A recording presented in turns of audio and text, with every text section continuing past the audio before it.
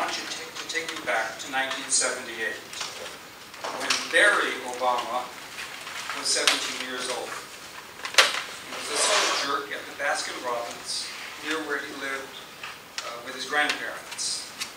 He went to an elite, multi-ethnic prep school where everybody got along.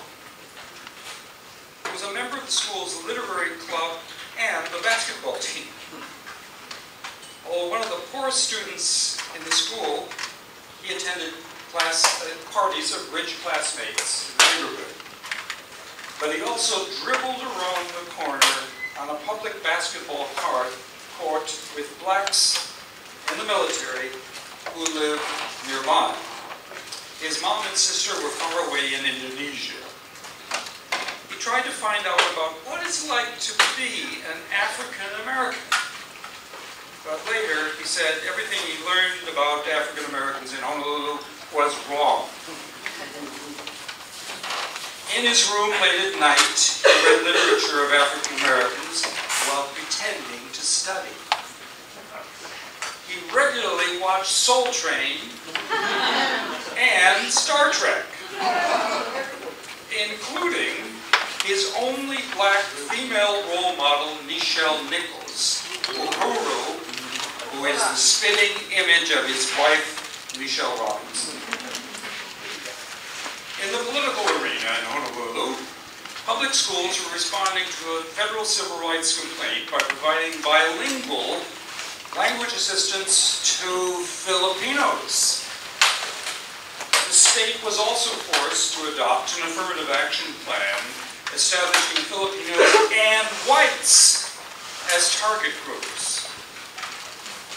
A state constitutional convention identified English and Hawaiian as the state's official languages.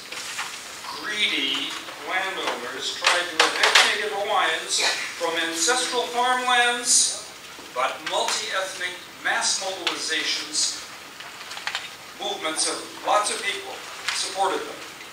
And incumbent Japanese-American Governor George Ariyoshi was running a successful re-election campaign under the slogan, "Quiet but effective." As Freud once said, quoting Wordsworth, "The child is the father of the man." Despite many personal challenges, Barack Obama's basic personality was shaped by the culture of Hawaii. Wanted to be quiet and effective. He thought multi-ethnic mass mobilizations could stop injustice. And he absorbed the multicultural ethos responsible for ethnic harmony in the islands. But he had little ambition. He only wanted to go to community college. Then, at age 18, his mom returned to Honolulu, insisting he had to go to college on the mainland. When he went to Occidental, he experienced culture shock not unlike what I've experienced since moving to LA after spending 35 years teaching at the University of Hawaii.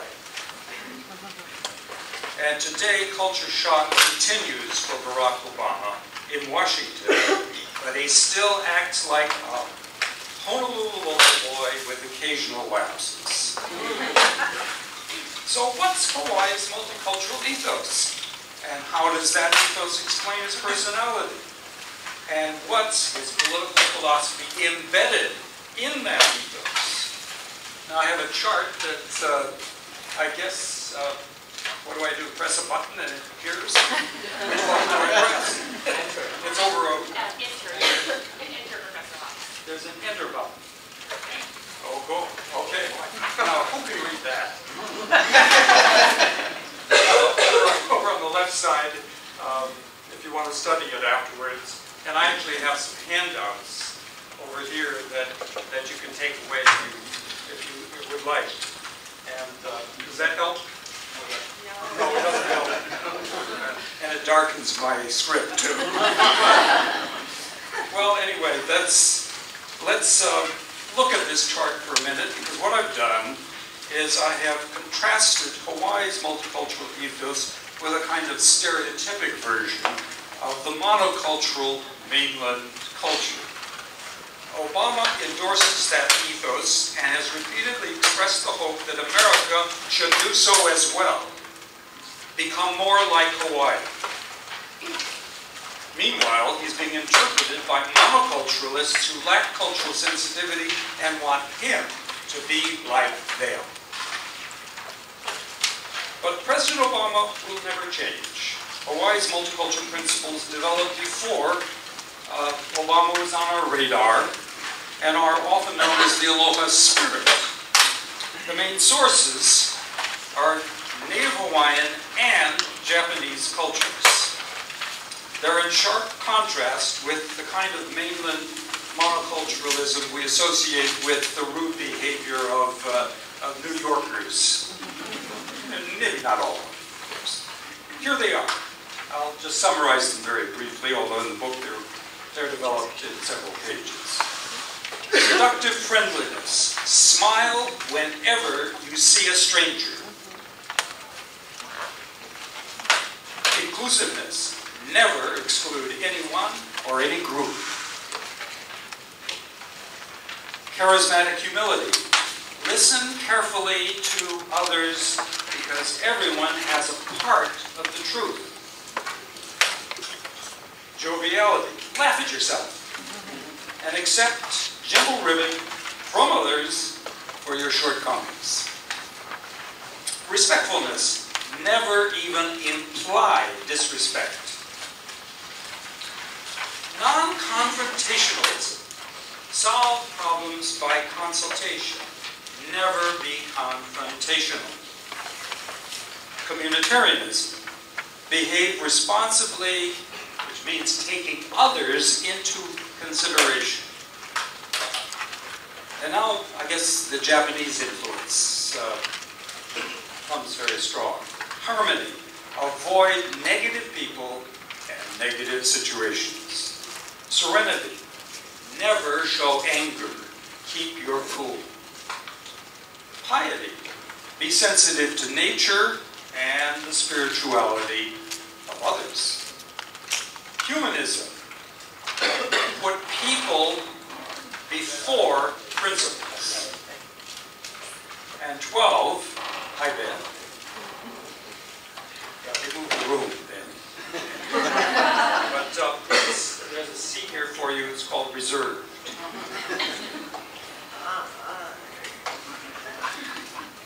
My good friend from an organization called Project Rainbow. Number 12, enforce conformity to the 11 principles. Now in Hawaii, there's a law known as the Aloha Spirit Law that it's an appendix to my book that requires government officials to observe these 11 principles whenever they make decisions. Well, there's other ways to enforce it in Hawaii, which is, of course, to show that you're not pleased, but not disrespectfully. In contrast, monoculturalists are suspicious, exclusive, arrogant, overly serious, disrespectful, confrontational, individualistic, negative, irritable, irreverent, dogmatic, and see no other way to live. Their values are rejected in Hawaii. Although most of the books about Hawaii's multiculturalism that have been written didn't know about Barack Obama. Nonetheless, it's clear from what I've been able to do in the way of research that he adheres to these and that his political philosophy grows out of his Hawaii experience. He appears on the left because he wants change. Those on the right naturally resist change. And so the question is, where is he?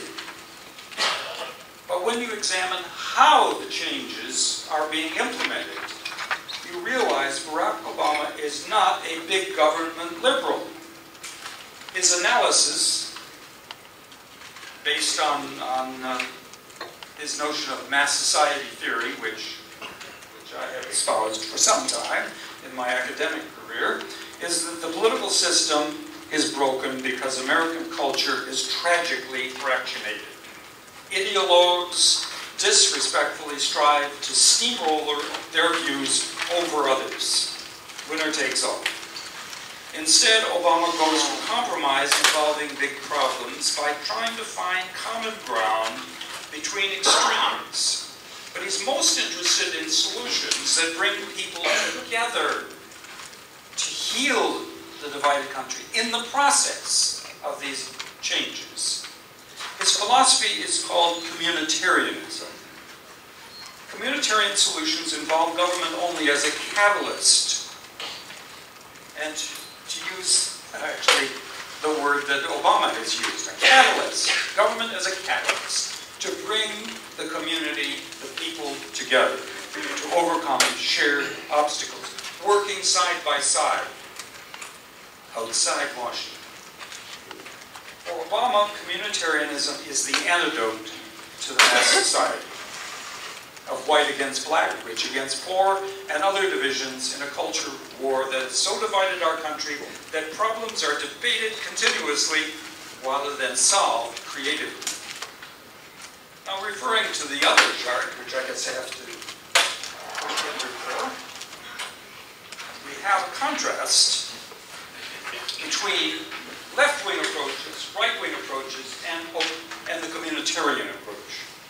And maybe this is more readable than the other one, but again, I do have a handout if you want to take that away. Referring to this chart, however, I put in somewhat darker top the textbook examples of communitarianism. And my favorite example is, of course, that everyone agrees that the poor should be properly defended in court. The left-wing approach is big budgets for the public defenders. Conservatives, of course, want to cut those budgets. So what is the communitarian answer?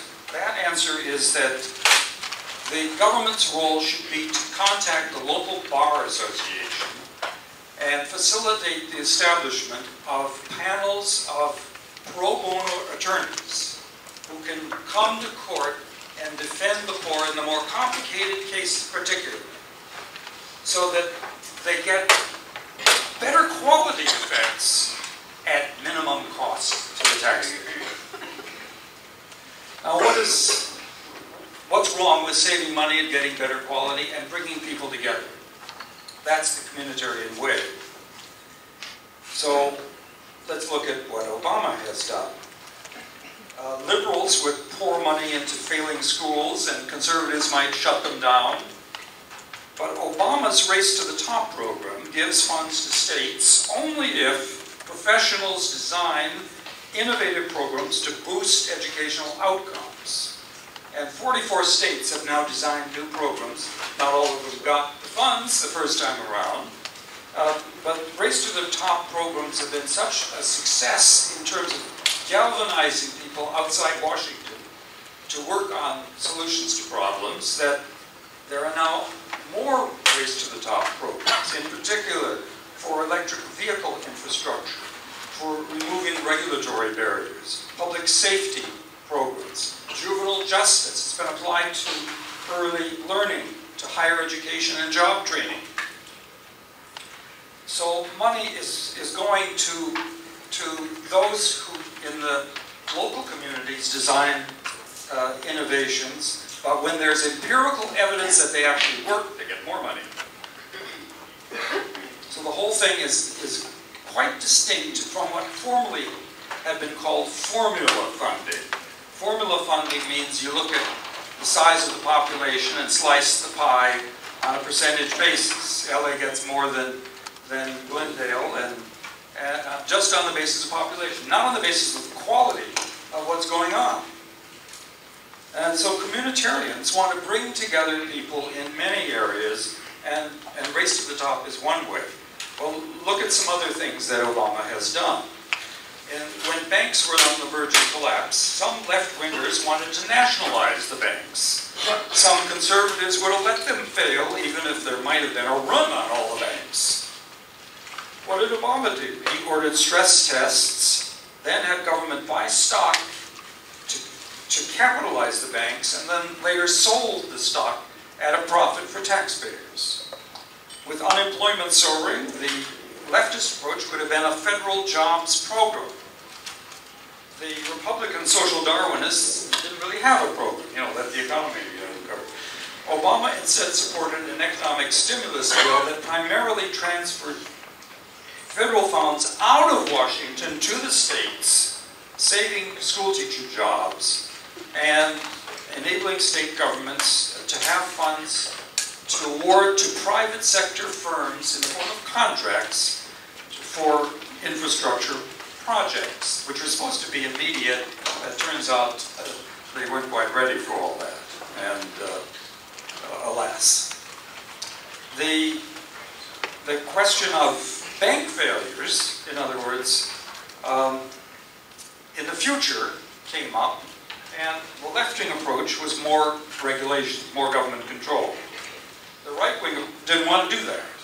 Obama wanted to encourage banks to set up their own reserve fund big enough to handle some future collapse.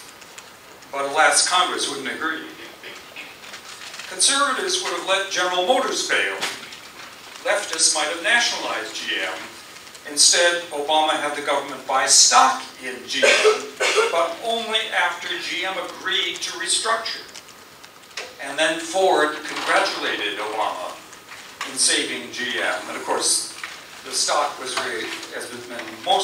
most of it has been resold at a profit for taxpayers.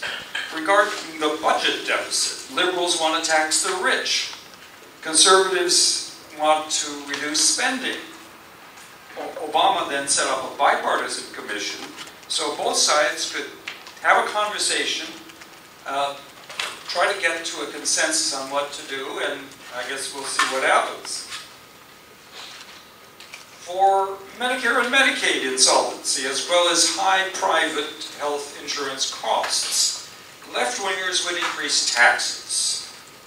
Conservatives would rely on privatization, on the insurance companies as is, or giving more competition across states. Obama's solution was to cut costs through a national health care plan, so uninsured would stop going to emergency rooms for free treatment, thereby increasing the cost for everyone else because that money had to come from somewhere. And so you might say, where did this health care plan come from? The answer is Hawaii. Hawaii had adopted in 1974 the first universal health care plan in the United States among the 50 states. That plan covered his grandma, covered his grandpa, now covers his sister, his brother-in-law, and covers me today. The Hawaii plan is the cheapest in the country. It keeps the cost low because the employer matches the amount of money into the health insurance that the employee puts in. So thereby, the employers in Hawaii serve kind of collectively as a union on behalf of the employees trying to get the insurance companies to lower the cost, and meanwhile the insurance companies are trying to get the doctors and the hospitals to lower their costs. So the result is people are covered and they don't have to pay what they would otherwise if, for example, the progressive Democrats would have their way and it would be Medicare or Medicaid for all, in which case the employers would pay nothing, get a free ride on it, and everybody would have their insurance costs doubled in the way of deductions from their paychecks. So government, in all these examples, is a catalyst, providing a framework for problem solving.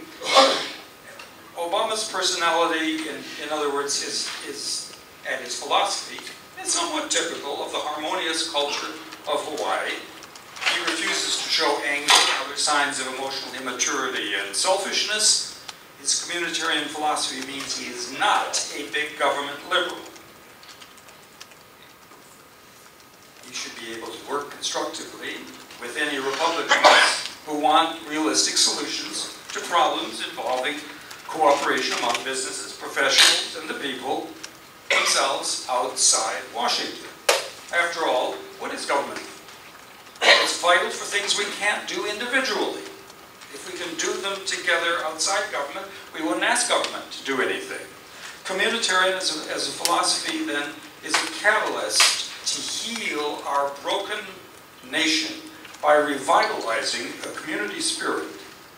The communitarian approach to public policy operates in Hawaii, but may not work on the mainland because of a different culture.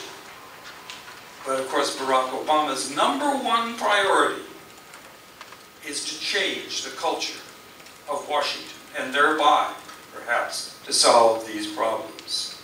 Voters supported him because they wanted change, and they sensed somehow that he had a way that he was going to do it, which is to apply the multicultural ethos of Hawaii.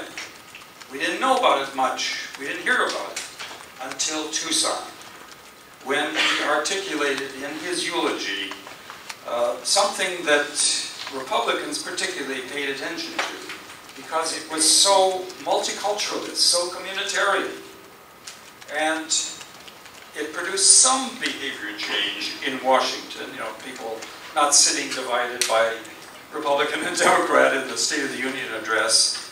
But cultural change really is a matter for you, the people, to bring about. During the era of Barack Obama, the Aloha Zen President.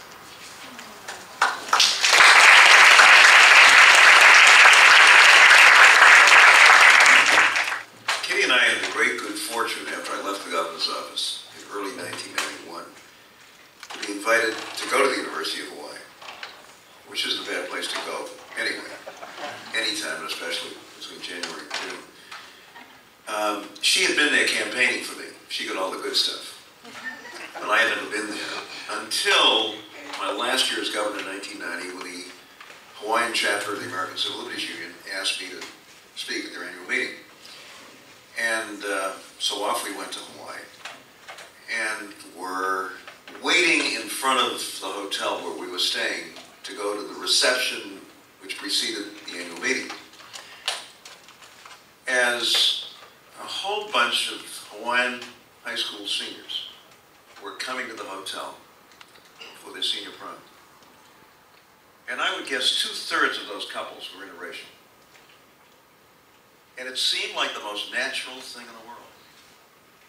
Nobody seemed to pay any special attention to this. Nobody thought this was extraordinary. But I think it's fair to say that in 1991, and maybe even today, that's the only place in the country where no one would think that this was unusual. And I remember I was so struck by it. And then we went to the reception, and there was a strikingly attractive young woman who was one of the servants. And all these kids had little badges. And her name was Pappas, P-A-P-P-A-S. Now, if there are any Greeks, you know, Greeks are kind of inordinately, ethnically conscious, kind of inordinately proud of our ethnic background. The only way where democracy came from, right? So I said, hey, Pappas, tell me about yourself. He said, well, my father's Greek, but my mother is Irish, Portuguese, and Native Hawaiian. And of course, the combination is stunning. And these kids are beautiful. So, when we came back to the University of Hawaii, and I was able to teach there and spend a lot of time in the community. In fact, one of the reasons I wanted to go there, folks, was because, as Michael pointed out, at that time, and until recently, the Commonwealth of Massachusetts, Hawaii was the only state in the country which effectively had universal health insurance. And the interesting thing, just to follow up on Mike's thing, the interesting thing is that nobody in Washington, D.C. seems to know that or wants to pay any attention to it. I mean, you would think that a demonstration project in a place with 1.5 million people that has been going on since 1975, and in effect is a state version of the Nixon plan, might, at a time when we're debating healthcare, attract some attention from national policymakers, or even health policy experts, so-called. And it wasn't until I came back from Hawaii, and with a colleague of mine at the University of Hawaii, that we decided to write an article describing the Hawaiian healthcare plan. It was the first published article on the subject in the literature anywhere. And the plan had been around since 1975. And of course, 1991 was the run-up to the 1992 presidential campaign, where healthcare and universal healthcare was a huge issue. Not a single published article. And in fact, with the help of the Dean of the School of Public Health at the time, we did a series of 6 forums all around the city of Hawaii, public forums. Big crowds, 500, 600, 700 people.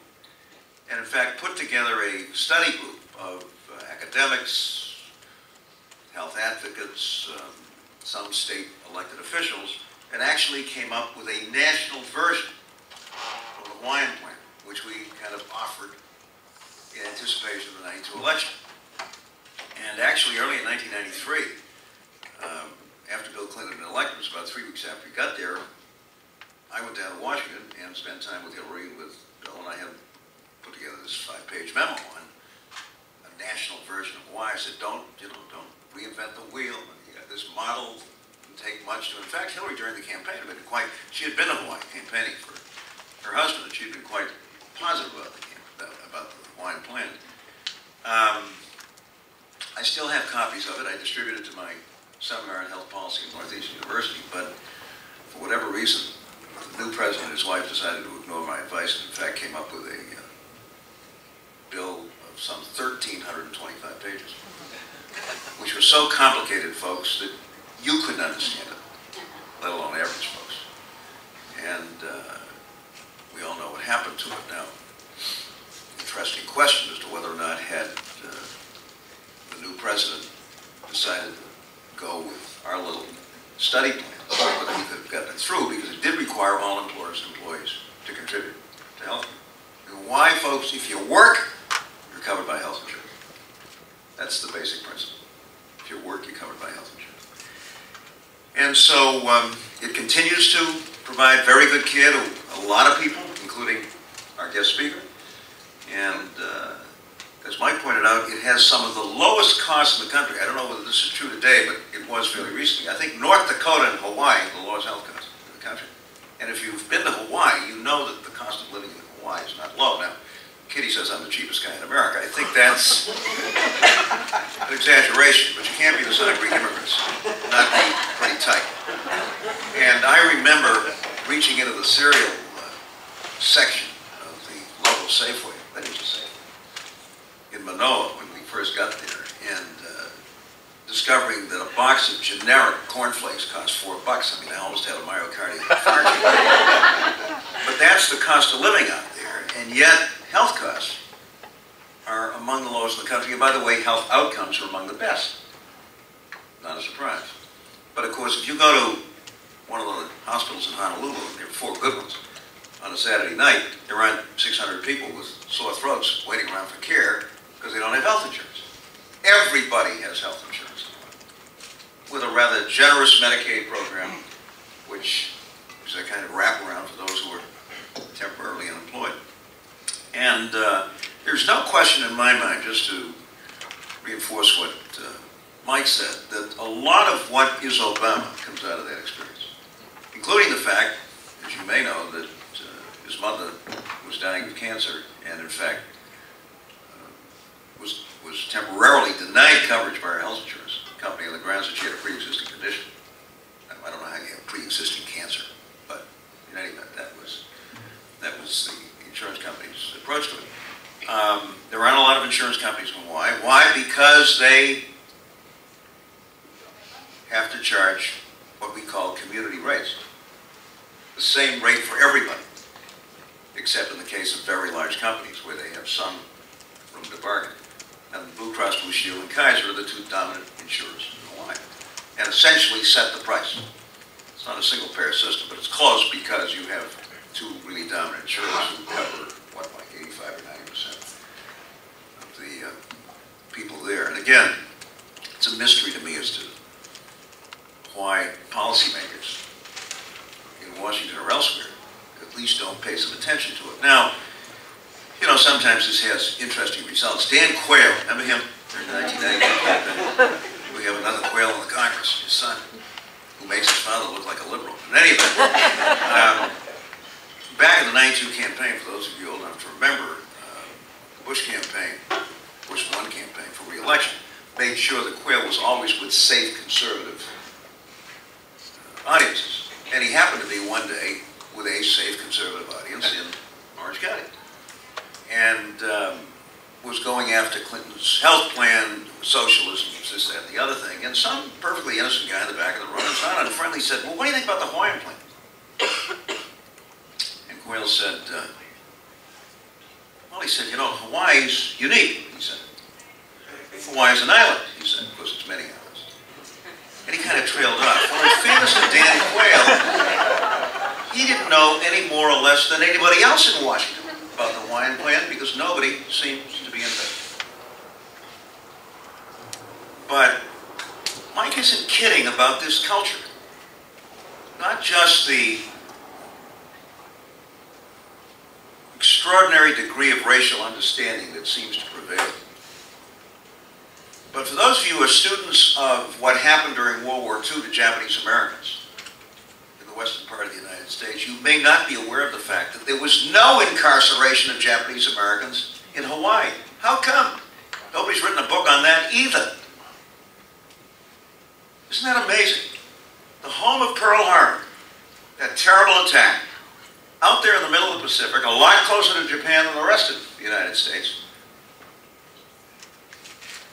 No so-called relocation camps, no so-called internment, in a place where the Japanese population is 25% at least, maybe not so much. At that time, 1 out of every 4 residents of Hawaii was of Japanese descent.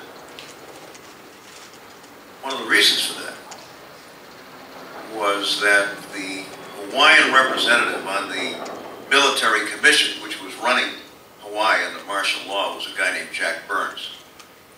Burns had come to Hawaii with his mother when he was 4. She had been deserted by his father. 4 kids, left Montana, went to Hawaii. He became a captain in the Hawaiian police force. And as a representative of the commission, when the commanding general proceeded to send out surveyors to set up the camps, said, you're not touching those people. You're not touching those people. This Irish kid from Hawaii, from Montana, who would become a high-ranking police officer. And as a result of that, the Asian American community revered Jack Burns. He was the first Democrat to be elected governor of Hawaii. He died in office, I think, didn't he? A little bit after he resigned. A little after he resigned. Then Ariyoshi took over. And my friend George Ariyoshi took over, who, by the way, as a Japanese American, couldn't go to the Anglo High School in Honolulu. It's not always been this way.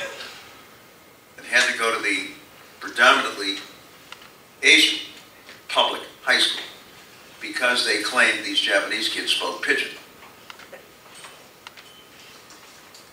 Went to the University of Hawaii, went to Michigan Law School, came back, hung out his shingle, and his first client was his father, who came to him and said, I'm here illegally.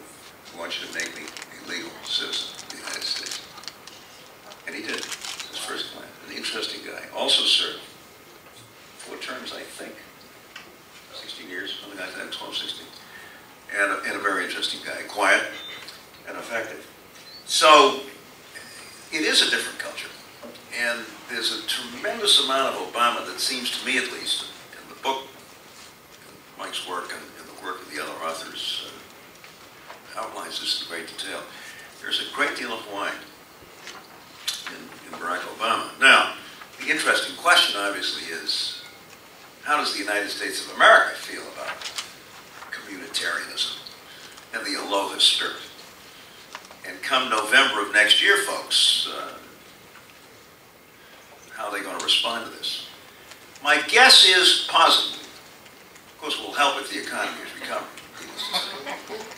But despite all of the so-called polarization, all of the back and forth, and the Tea Party stuff and the death panels and all this kind of stuff.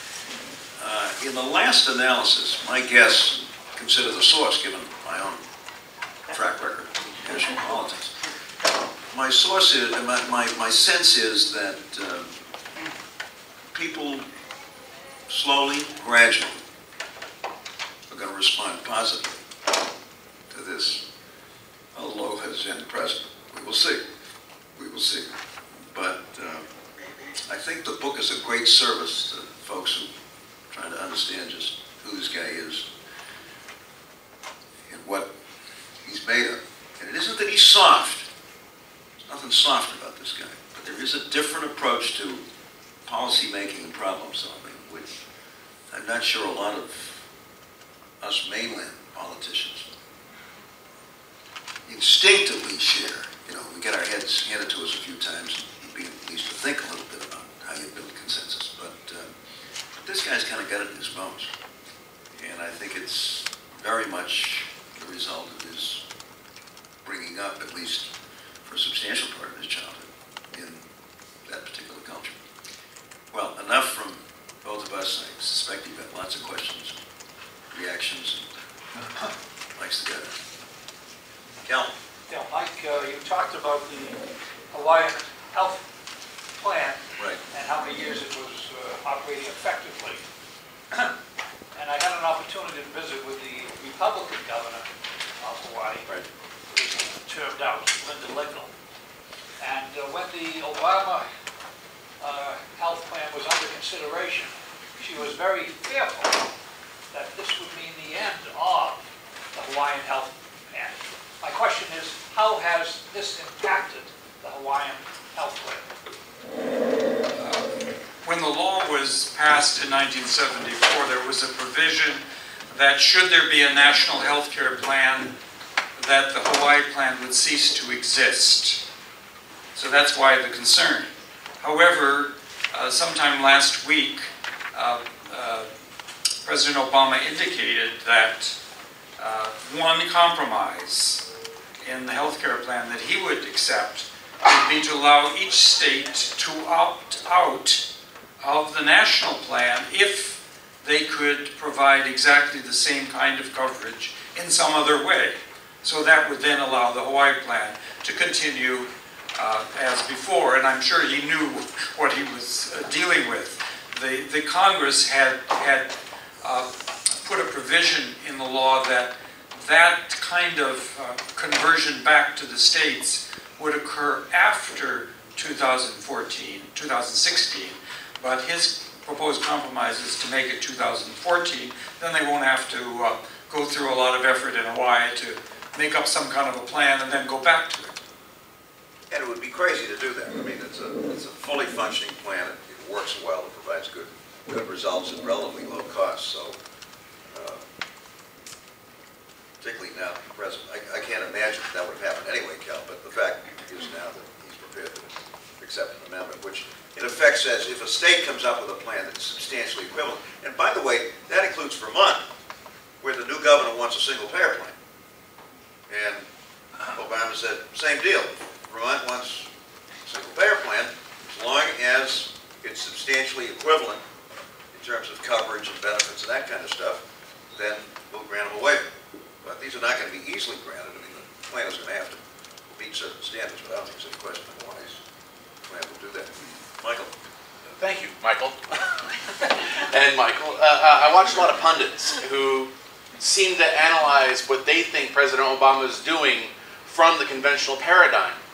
And, you know, oh, he's triangulating like Clinton did or this or that. And it just seems to me that this, first of all, I wish they would read some of this.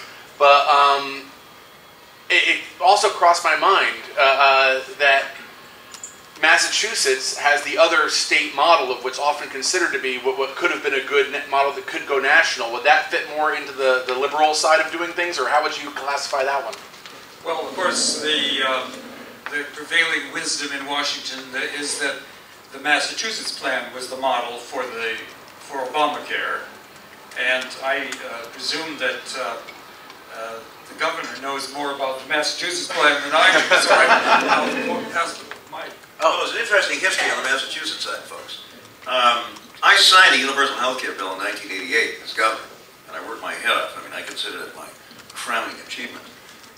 was a Massachusetts version of Hawaii, which was a state version of Nixon. I assume all of you know that Richard Nixon proposed a very serious, comprehensive plan. And if Ted Kennedy were alive and here today, he'd tell you the biggest political mistake he made in his entire career was not joining Nixon right away in 1971 to essentially go forward with that. But at that time, Kennedy, a guy named Jim Corman, who was a congressman from California, Labor and the Liberals wanted universal Medicare. They didn't want the insurance companies involved. And it wasn't until '73 that Kennedy said, hey, we better sit down with this guy and work this out. By that time, Watergate had hit, the Nixon presidency dissolved, and that was the end of the plan. But Kennedy, for years after forever, regretted the fact that, well, we, using Hawaii as a model, proceeded to adopt essentially the Hawaiian plan, though we did exempt mom and pop stores. If you had 5 or fewer employees, you didn't have to insure. But it was a very tight exemption.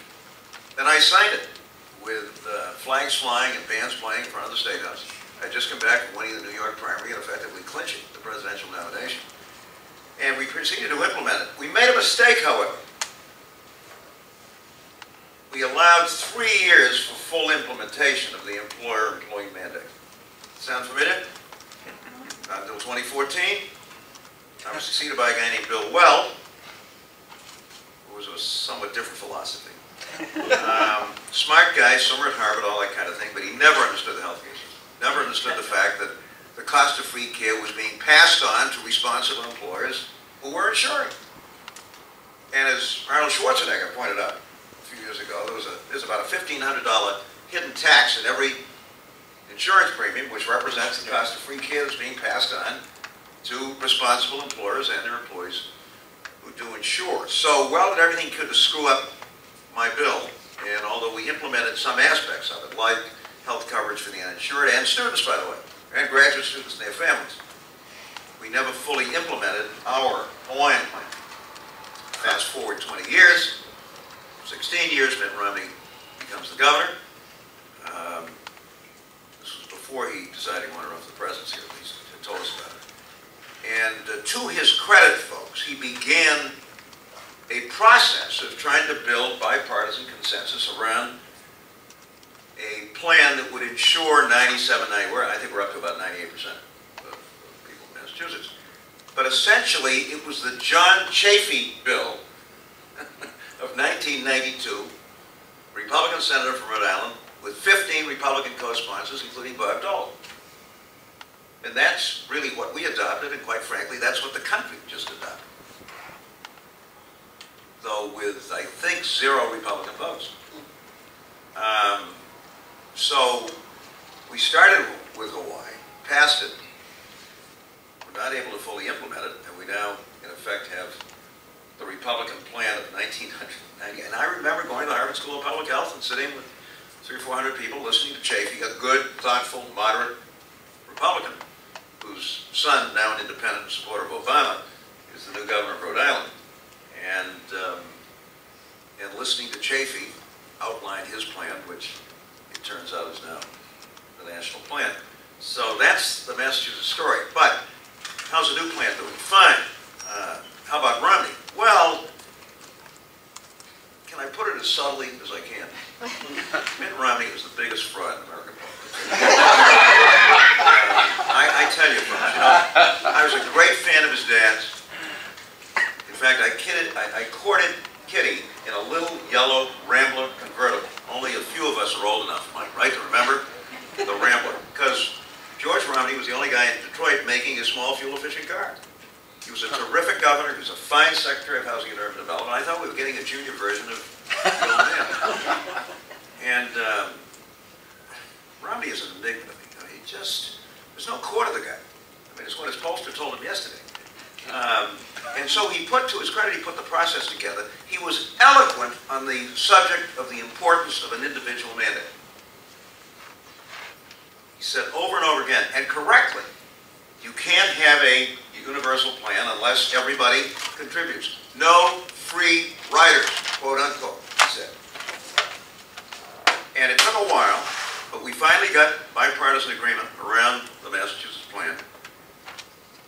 in typical fashion, at the 11th hour, without telling the Speaker or the Senate President or Senator Kennedy, at a big signing ceremony, or celebration, I should say, of the passage of the bill in Faneuil Hall, to cheering hundreds, Romney went back to the State House and vetoed two of the most important provisions in the law. Now, fortunately, he was hugely overridden, including by Republicans, including a guy named Scott Brown, at that time was state senator, voted override. So we do have a plan, but that's the Massachusetts story.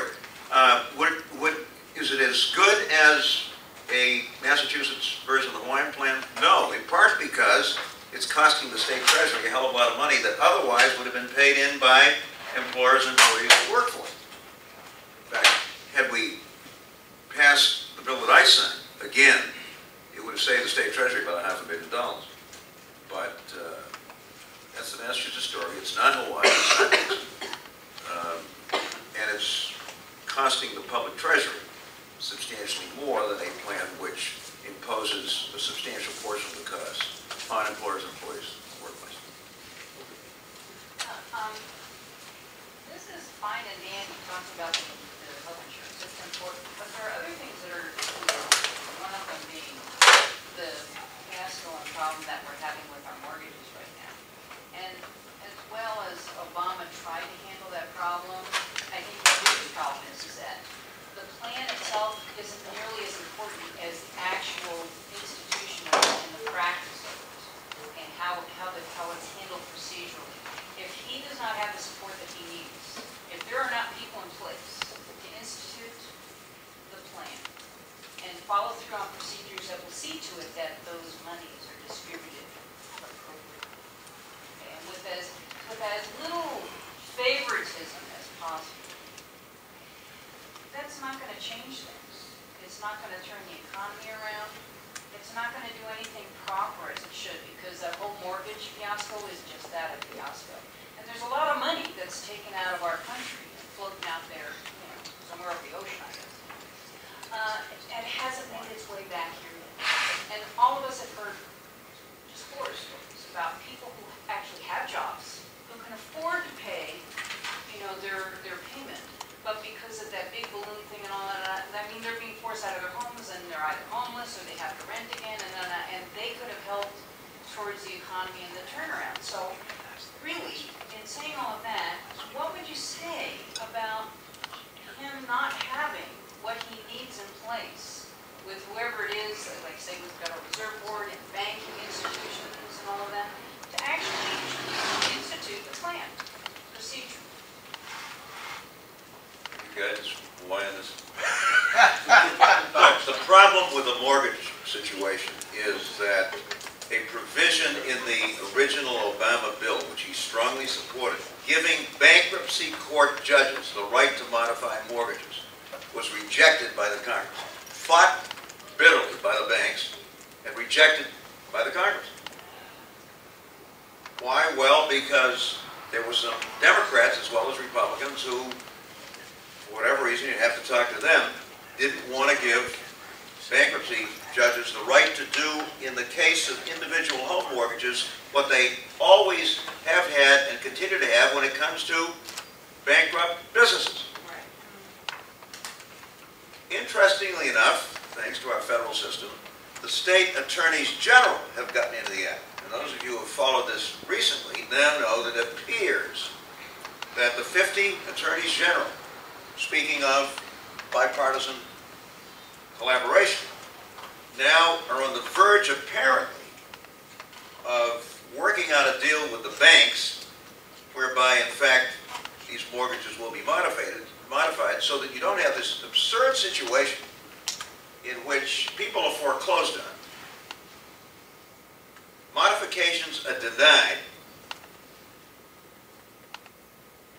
people buy these mortgages at half their value, when of course the original mortgagee would have been happy to continue at that value. And of course there's delay, the banks lose money, there's hardship and heartache and so on and so forth. So it looks as if the National Attorneys General Association has now, in effect, done by negotiation, what Obama attempted to do, and Congress, quite frankly, rejected it. The lobbying of the banks was fierce. They did not want to be subject to mortgage modifications. But as you point out, it's absolutely absurd to be in a situation where you foreclose, sell these houses for half their value, but you won't modify the mortgage. In some cases at substantially more than half the value, but at a level where the mortgagee can make payments. I've been working with a woman in Massachusetts. She's a school teacher. She makes $60,000 a year. You know, was in a bad marriage, mortgaged up to things. She's got 3 kids, getting no support from former husband. She's paying tuitions for 3 kids, one of whom just graduated from Boston College Law School, and they're going to take the house away from her. And all she wants is a modification. And believe me, folks, the bureaucracy and the inefficiency in the banking system and among private banks in handling these things is you have to work with these folks to understand how screwed up the banks are and have been. It's unbelievable. Now, what does the Hawaiian culture have to say about this? Well, I'm guessing you're the expert, but it seems to me that one of the things it says is, look, under these circumstances, for heaven's sake, sit down with a mortgagee, you got to assure yourself that these folks aren't kidding, and that they're capable of making a reasonable payment. But save yourself a lot of time and trouble and help these folks out, and we'll all be better off. Professor Haas, I'm sort of curious about this non-confrontation, confrontationalism, some of that, when applied to the Native Hawaiian movement that's going on over the last number of years, and has been confrontational from time to time. And sort of how, I mean, it's a pretty picture, but let's also sort of fill it out a little bit. There are different Native Hawaiian movements. Most of them have been non-confrontational. There has been one particular person who has been strident. That person is now quiet. The problems are great. They're fundamental.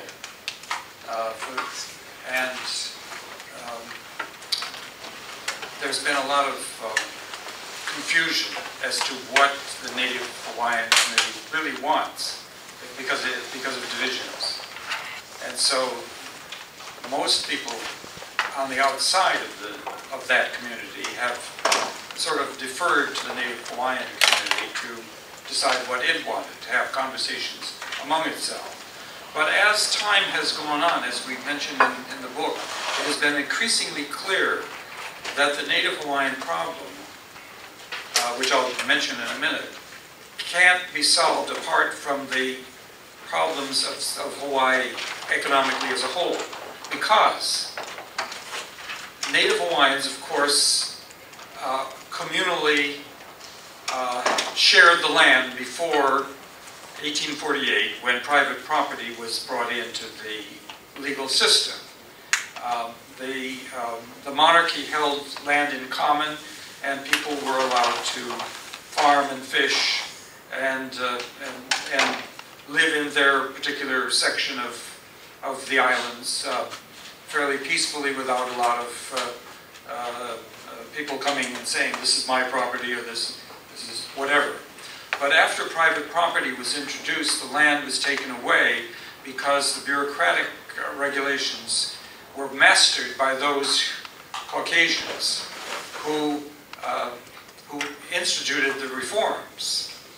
And the Native Hawaiians were not up on what these regulations were, and signed away their land in many cases. Some crown lands remained, though. But then when the United States took over Hawaii in 1898, they were transferred to first federal government ownership and then now state government ownership. And there's a lot of confusion as to what is what, who belongs to what, but the problems are that the state's private property is up for auction on the international market.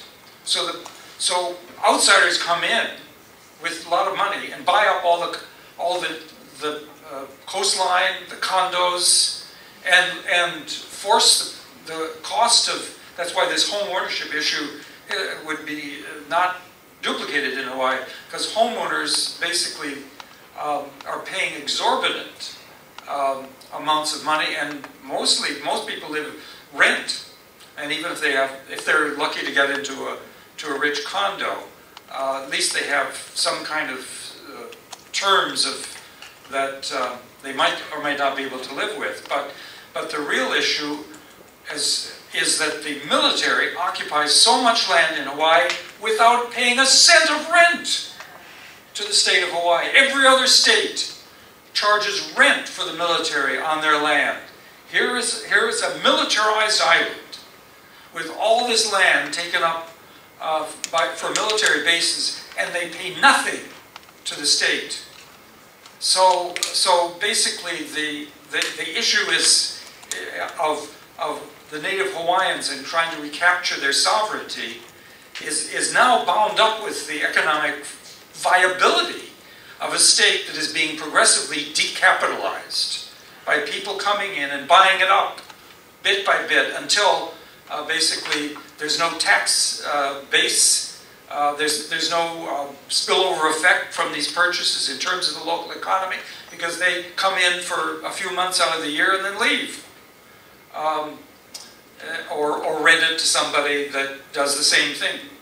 And so I guess your question was, haven't the native Hawaiians been confrontational? Well, and the answer is that there have been confrontations, fairly peaceful, fairly quiet. And one person has raised her voice very stridently, but as we were mentioning, she's burned out, and she's not doing that at the present time. And there are different proposals and no consensus, and Congress doesn't seem interested in this issue at all to support the Akaka bill, which many Native Hawaiians say would bureaucratize the issue rather than really solve it. So for those of you who are unfamiliar with the Hawaii situation, we have here perhaps a classic case where we have almost insoluble problem politically that seems humanly solvable. And but confrontation is not really what it would be on the mainland. You know, this non-confrontational thing prevails on the highways as well. I remember once I was in a traffic jam and I leaned on my horn.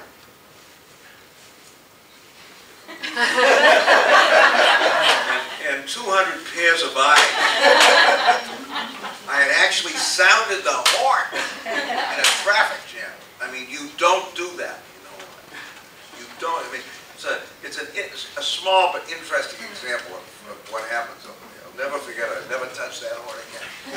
If you do sound your horn, there are two possibilities. One is you're somebody rude from the mainland. The other possibility is you have an urgent need. You've got to go to the hospital or something like that. And so they turn around to see which is true.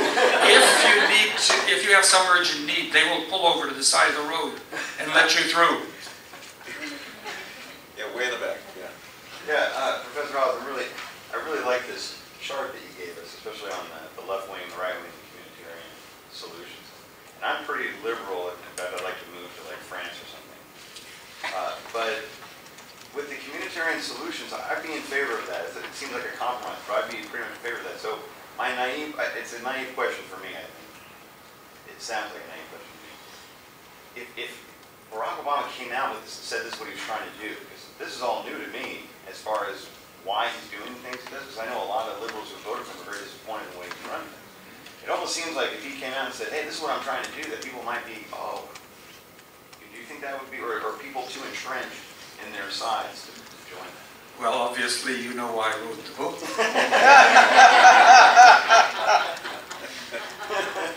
I'd like to switch gears and ask about some international issues. The burning one today, of course, is about Libya. What does Barack Obama's Hawaiian heritage inform us about what he might do about Libya? Well, of course, this is a classic case of mass society. The concept of mass society is that you have government on the one hand, and you have the people on the other, and no intervening institutions mediating to enable the people to impact the government to solve problems. So all these dictatorships have eliminated the intervening institutions. leaving the people to do what they're doing, and with no alternative, really. So Barack Obama, who lived in Indonesia for enough years that he knows what this is like, because he heard about it although he was very young, and then he goes to Hawaii, where intervening institutions are working because of the healthcare plan adoption and so forth. So he goes to Washington, realizing that the problem of the United States is that people don't believe their own political parties anymore. That basically people believe they're in a mass society. And they join organizations that have no impact, that political parties don't listen to them, and they're only interested in getting reelected on the basis of campaign contributions from certain moneyed interests. And so when he looks at something like Libya, naturally he wants to empower the people.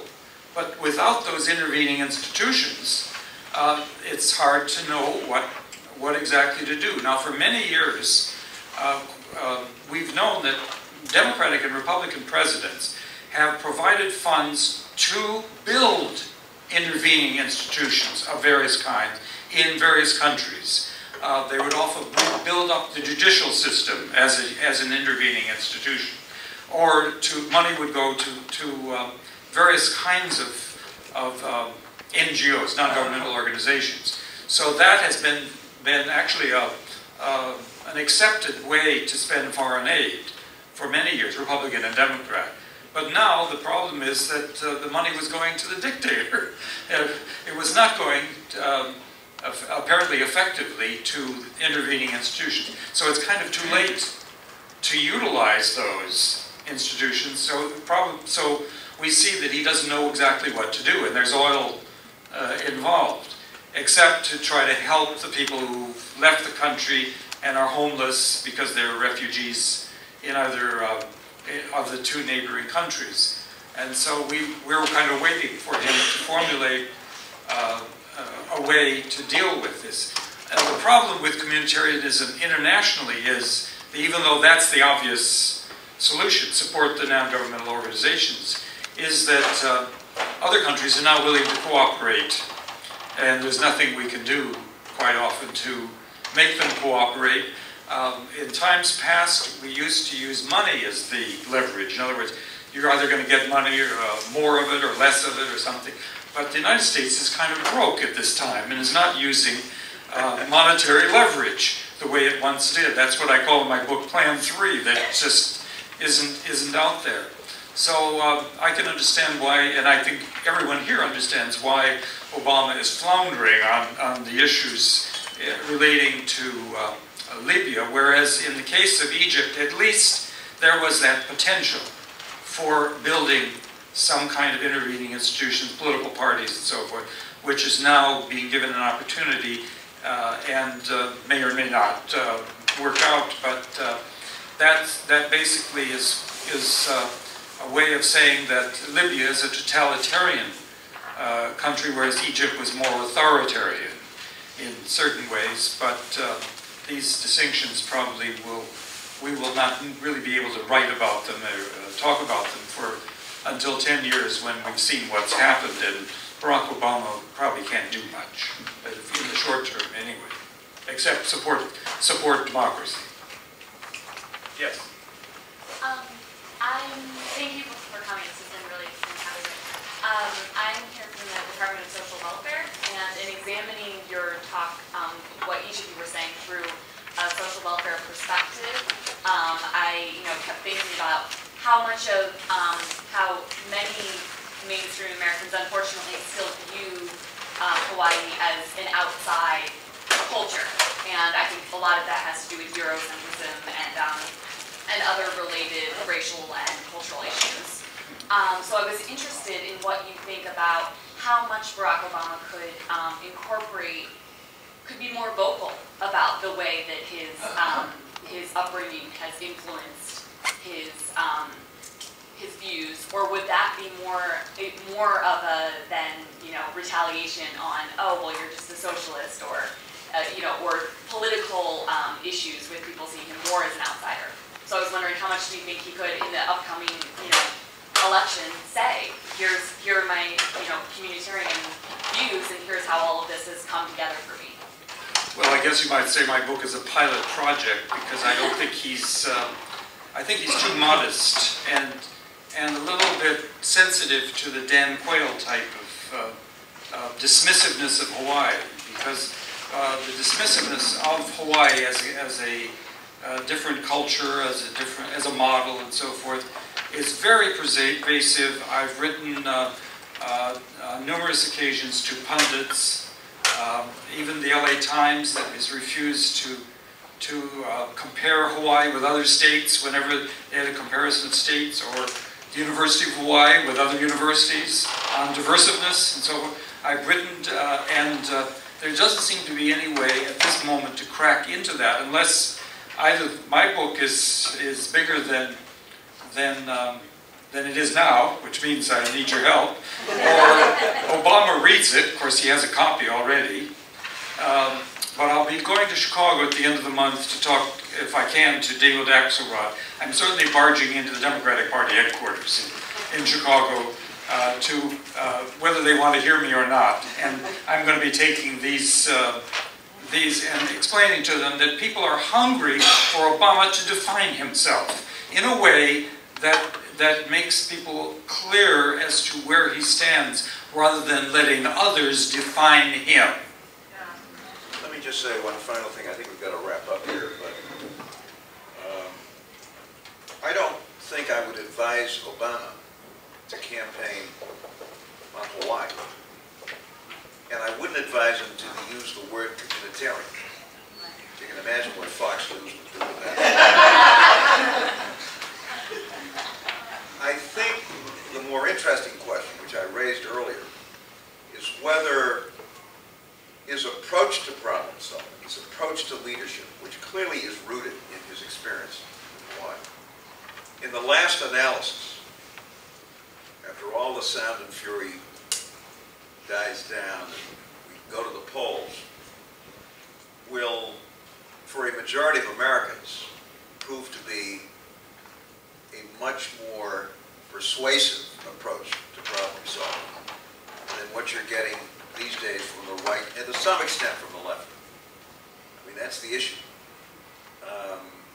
And we've seen a lot of examples where, I mean, Bill Clinton didn't grow up in Hawaii, but there's a fair amount of that kind of thing in Clinton. He's the best listener I've ever known, and he really listens. You tell him something, and 2 days later will be in a speech he makes. I'm serious. He was a great consensus builder. And there was nothing soft about Clinton either, despite all this talk about triangulation and stuff.